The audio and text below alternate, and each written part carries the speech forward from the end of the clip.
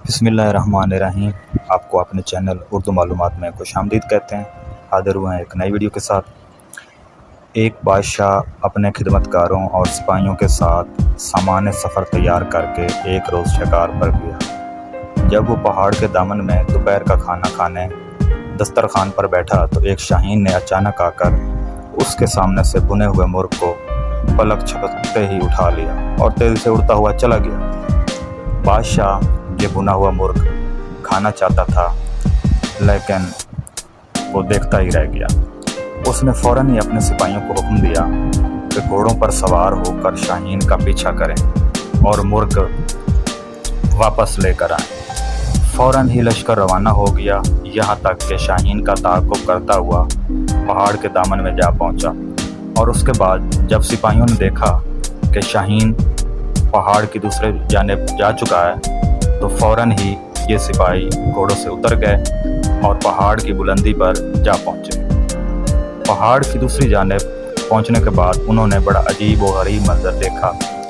क्या देखते हैं कि उनके सामने एक शख्स था जिसके हाथ और पांव बंधे हुए थे और वो ज़मीन पर पड़ा हुआ था और बुना हुआ मुर्ग दस्तरखान से उठा कर लाने वाला शाहीन उस शख्स की मेहमान नवाजी कर रहा था। वो परिंदा अपनी चोंच से गोश्त नोच नोच कर उस शख्स के मुंह में डाल रहा था और उसके बाद वो उड़ा और कहीं से अपनी चोंच में पानी भर लाया। फिर उसने ये पानी भी उस शख्स को पिला दिया। सिपाही इस शख्स के करीब पहुंचे और उसके हाथ पांव खोल कर पूछा कि ये क्या माजरा है।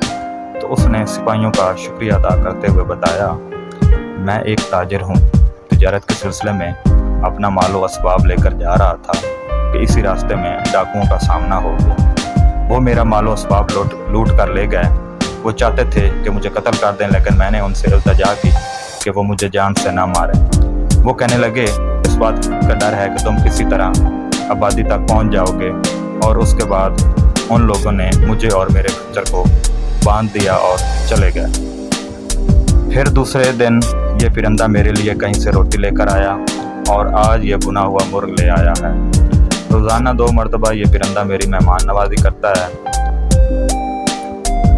बादशाह को जब इस बात का इल्म हुआ तो उसकी ज़िंदगी में इनकलाब आ गया। वो कहने लगा, अफसोस है हम पर कि हम ऐसे खुदा की खुदाई से गाफिल रहें जो इस अंदाज से अपने बंदों को रिज़्क़ फराहम करता है और अपना निज़ाम चलाता है।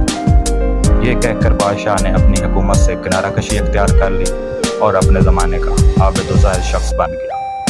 तो ये थी आज की हमारी वीडियो। उम्मीद है आपको पसंद आएगी, और अगर पसंद आए तो इसको लाइक कर दें और चैनल को भी सब्सक्राइब कर दें। शुक्रिया।